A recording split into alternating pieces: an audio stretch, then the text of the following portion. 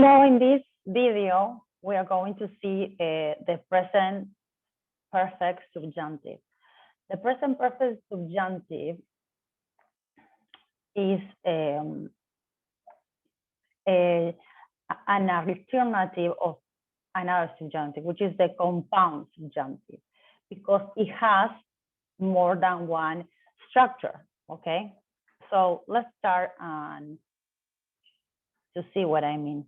If you are my student, and you know that first of all, this is in the level of Spanish is B1.3 class 1. Okay, I put it in here in this video.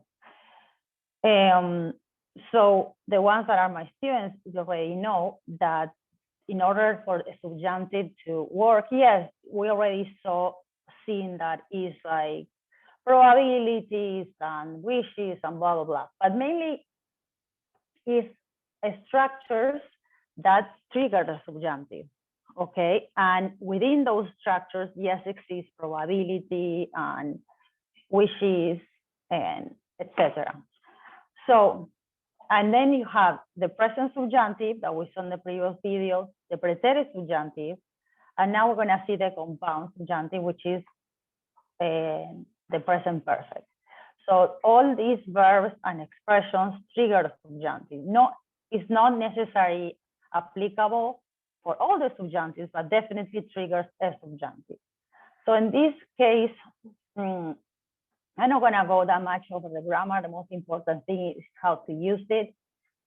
The grammar is the easiest one. You just use the participio, which in English is the past participle, which is in ado and ido. And then this is the part that you have to study. Haya, hayas, haya, hayamos. Hayan plus the participio forms the present perfect subjunctive. Here are a review or reminder of the participio regulars. This is in class 2. No, in classes in level 8, 2.1, I think, or 2.2. You see this participio. So let's see the uses. So in the uses, you have an action, expresses an action that already happened, but it hasn't finished yet. Do you remember the present perfect indicative, like creo que él ha venido a trabajar? Well, this is the present perfect. But now, when you need to use a structure that triggers the subjunctive with this context, then you have to use the present perfect subjunctive, the version of the subjunctive part. So, for example, do you remember that you have in here that I showed to you the structures that trigger subjunctive, right? And the first chart was that all these verbs, sorry, not this one, but all these verbs, if they are said in affirmative, is indicative. So, por ejemplo, yo creo que es un lindo día. But the second that you put it in a negative, no, triggers the subjunctive. Any subjunctive, but depending on the context, like I said. So taking this in account, so we come back to our class, and in here, the first use is the ones that when you need to put it in the negative and you use the present perfect, you have to put the present perfect subjunctive. Por ejemplo, creo que él ha venido a trabajar, no creo que él haya venido a trabajar, o haya. Then you can also express an action that might have happened in the past. I know this is all over the place, the uses of this, that's what is important. But we cannot change it, and we don't know if it happened or not. So basically, it's something that might have happened. And so, for example, creo que ha llegado, or no creo que haya llegado todavía. So by now, he should have arrived, okay? Someone. But let's say you're in your house and your husband is at the office or at the airport, and you are in your house working or in a meeting and you cannot check your phone or anything. So in your mind, you can say, or even to a coworker, or classmate, you can say, no creo que haya llegado mi esposo. I don't think he has arrived yet. Because you don't know yet if he's in the airport, what happened, if he's in the airplane. Okay, that would be an example. Estar could be an action that will be finished in the future. So, for example, cuando hayas terminado de ordenar tu cuarto, puedes ir a jugar. This sounds weird if I translate it, but it means by when you have finished tidying your room, you can go play. You see, by when. You see, it's going to be finished in the future. That's the third use.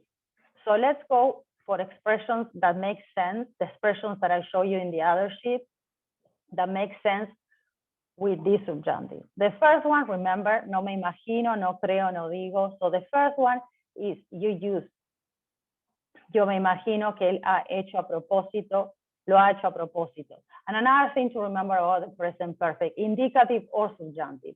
It means that the action is gone, but the time is not. For ejemplo, esta semana, this week is not gone, but the action is already done. It's done in our purpose or not. Okay, so that's the present when you use the present perfect. Now, the minute you see that you put ayer, you have to use the past tense. You cannot use even in English, I have done it yesterday, right? You cannot say that. So it's the same in Spanish. So study this. Then some examples to talk with the language partner is, for example, there's a girl crying and they are just making a comment. They don't know what happened. Or so they say, yo no creo que lo haya hecho a propósito. So it means I don't think he has done it on purpose. That made her cry. Something is happening and you are making an observation without knowing, right? And in this case, for example, he just left late to the airport and they are eating. So they don't know if he arrived well or not. So they're saying, no creo que haya llegado a tiempo. So here you have, I love that the value that I to my classes because I give you things to talk to a language partner. So if you become my student or our student, I will pair you with one and you can come to events. And this is like practice from articles or seeing interest that I took from the internet. So you can comment on them with this use. Okay, so read it at home and practice this with your language partner. Same with this one. And here you have to follow these instructions to use it. Same with this one is verbs or feelings of mood. Me alegro de que, me sorprende que. That is again in the chart, in the structures, you see. I'm taking all of these structures are triggered from this file. Me alegro que, command, wishes, and mood. So once I explain it and introduce it to you, you see, me alegro de que, me encanta de que haya venido a mi fiesta. I'm happy that he has come to my party. You see, you need to use the subjunctive, but it should, maybe in English, is the present perfect. Yes, I don't think he has come, right, to my party. So also you can use it with things that just happened. So the moment is still ongoing. For example, me alegro que haya venido a la fiesta, meaning I'm happy that he has come because the moment is still present. So another article to practice and use me alegro, me encanta de que. You see, the structures are the most important for the uses. Another article to practice, another one, and another one. So that's it for all. I mean, at least for this section. In the next one, we're going to keep seeing the present perfect subjunctive. Again, read those articles, read those things, and practice with the language partner. Read the article, you both read the article, and then you comment with those structures. Okay? So I hope this is helpful. If you have any questions, please obviously let me know. And I'll answer as much as I can in YouTube, but mainly, of course, I prioritize my students. Okay, thank you very much for your time. Bye-bye.